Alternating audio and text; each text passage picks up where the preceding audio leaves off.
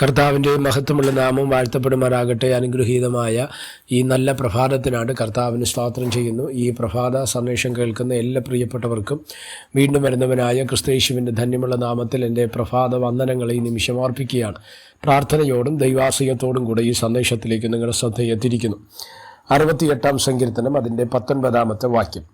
നമ്മുടെ രക്ഷയാകുന്ന ദൈവമായി നാൾ തോറും നമ്മുടെ ഭാരങ്ങളെ ചുമക്കുന്ന കർത്താവ് വാഴ്ത്തപ്പെടുമാറാകട്ടെ. ഈ വാക്യങ്ങൾക്കാണ് ദൈവത്തിന് സ്തോത്രം ചെയ്യുന്നത്. അനുഗ്രഹിക്കപ്പെട്ട ഒരു ചിന്തയാണ് ഇന്ന് പ്രഭാതത്തിൽ നിങ്ങളുമായി പങ്കുവയ്ക്കുവാൻ കർത്താവിൽ ശരണപ്പെടുന്നത്. നമ്മൾ ഈ ജീവിത യാത്രയിൽ നാം എല്ലാവരും, പ്രത്യേകിച്ച് ദൈവമക്കളെന്ന് മാത്രമല്ല, ലോക മനുഷ്യ സമൂഹത്തിൽപ്പെടുന്ന എല്ലാവർക്കും ഉണ്ടാകുന്ന വിഷയങ്ങളാണ് പല വിഷയങ്ങളെക്കുറിച്ചുള്ള ഭാരങ്ങൾ, അല്ലേ? നാളെ എന്തായിത്തീരും, മക്കളുടെ ഭാവി, വിദ്യാഭ്യാസം, ജോലിയില്ലായ്മ, വീടില്ല, സ്തോത്രം, സാമ്പത്തിക പരാധീനതകൾ, കടഭാരങ്ങൾ, ഇങ്ങനെയൊക്കെയുള്ള പല വിഷയങ്ങളെ പ്രതി, അല്ലെങ്കിൽ കുടുംബ പ്രശ്നങ്ങൾ, മക്കളുടെ ദുർനടപ്പ്, ഇല്ലെങ്കിൽ സ്തോത്രം അനുസരണം കേട്ട ദൈവഹിതമില്ലാത്ത നടപ്പുകളിൽ പോകുന്ന തലമുറകൾ, ഇതിനെ പ്രതിയൊക്കെ ഭാരപ്പെടുന്ന പല മേഖലകൾ, അല്ലേ? ഒരു നല്ലൊരു ശതമാനം ആൾക്കാർ ഒരു രീതിയിലല്ലെങ്കിൽ വേറെ രീതിയിൽ ഭാരം അനുഭവിക്കുന്നവരാണ്.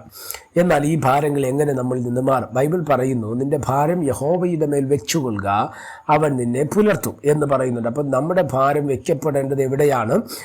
യഹോവയുടെ മേൽ വെക്കണം എന്ന് പറയുന്നത്. എന്തുകൊണ്ടാണ് അങ്ങനെ പറഞ്ഞത്? അതാണ് ഈ വാക്യം, അല്ലേ? 68-ാം സങ്കീർത്തനത്തിനകത്ത് നമ്മൾ വായിച്ച വാക്യം ഇതാണ്: നാൾ തോറും നമ്മുടെ ഭാരങ്ങളെ ചുമക്കുന്ന ദൈവം. അപ്പോൾ ഇവിടെ നമുക്ക് മനുഷ്യ മേഖലകൾക്കകത്ത്, അല്ലെങ്കിൽ ദൈവം നമുക്ക് തരുന്ന ബന്ധങ്ങൾക്കകത്ത് വരുന്ന ഭാരം ചുമക്കപ്പെടലുകളുണ്ട്.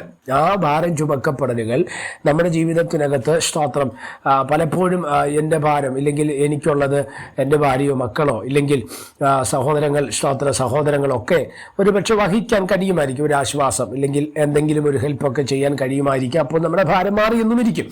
എന്നാൽ അത് ശാശ്വതമല്ല. സ്തോത്രം, അത് ശാശ്വതമല്ല. പലപ്പോഴും അത് പിന്നെയും നമുക്ക് വേദനകൾക്കും പ്രയാസങ്ങളും കാരണമായി വരുന്ന മേഖലകളുമുണ്ട്. സ്തോത്രം. എന്നാൽ ദൈവം നമ്മുടെ ഭാരം ചുമന്നു കഴിഞ്ഞാൽ അത് ചുമന്നത് തന്നെയാണ്. അടിസ്ഥാനപരമായി നമ്മുടെ ഭാരത്തെ അവൻ എന്ത് ചെയ്യും? മാറ്റുവാൻ തക്കവണ്ണം ശക്തനാണ്. നമുക്ക് ഏവർക്കും പരിചയമുള്ള വാക്യമാണ് 1 പത്രോസ് 5:7. എന്തുവാ? അവൻ നിങ്ങൾക്കായി കരുതുന്നവനാകയാൽ നിങ്ങളുടെ സകല ചിന്താകുലവും അവന്മേൽ ഇട്ടുകൊള്ളുവിൻ. നമ്മുടെ ചിന്താകുലങ്ങൾ എവിടെ ഇടാനാണ് പറഞ്ഞേ? അല്ല, അവന്മേൽ, ദൈവത്തിൻ്റെ സ്തോത്രം പുറത്ത് വയ്ക്കുക, അല്ലെങ്കിൽ ദൈവത്തിനെങ്കിലേക്ക് നമ്മൾ എന്ത് ചെയ്യുക? സ്തോത്രം, നമ്മുടെ ഭാരങ്ങളെ, ചിന്താകുലങ്ങൾ. എന്തുവാ ചിന്താകുലങ്ങൾ? പല വിഷയങ്ങളെയും കുറിച്ചുള്ള നമ്മുടെ വിചാരങ്ങൾ, സ്തോത്രം, ഭാരപ്പെടുത്തുന്ന പല മേഖലകൾ നമ്മുടെ ജീവിതത്തിനകത്തുണ്ട്. ഇവയെല്ലാം നമ്മളെ പലപ്പോഴും ക്ലേശത്തിലാക്കുന്നതുമാണ്. എന്നാൽ ദൈവത്തിൻ്റെ കരങ്ങളിലേക്ക്, ദൈവത്തിൻ്റെ സ്തോത്രം, ദൈവപ്രവർത്തികളിലേക്ക് നമ്മുടെ ഭാരങ്ങളെ വിട്ടുകൊടുക്കാൻ നമ്മൾ തയ്യാറായാൽ നമ്മുടെ ജീവിതം ഏറ്റവും അനുഗ്രഹിക്കപ്പെടുക തന്നെ ചെയ്യും.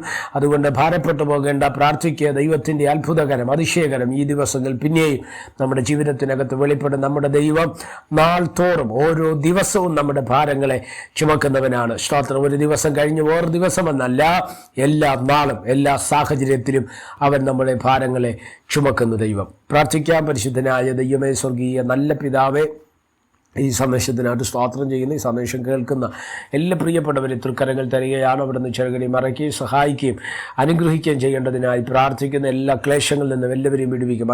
മനക്ലേശങ്ങളാൽ, വിവിധ ഭാരങ്ങളാൽ, വിവിധ വിഷയങ്ങളാൽ ഭാരപ്പെടുന്നവരാരെങ്കിലും ഈ സന്ദേശം കേൾക്കുന്നെങ്കിൽ അവരെല്ലാം അവിടുന്ന് അനുഗ്രഹിക്കേണ്ടതിനായി പ്രാർത്ഥിക്കുന്നു. കൂടെ ഇരുന്ന് ബലപ്പെടുത്തും. മഹത്വം അങ്ങേക്ക്, യേശു കർത്താവിൻ്റെ നാമത്തിൽ തന്നെ. ആമേൻ. എല്ലാവരെയും ദൈവം അനുഗ്രഹിക്കട്ടെ. God bless you.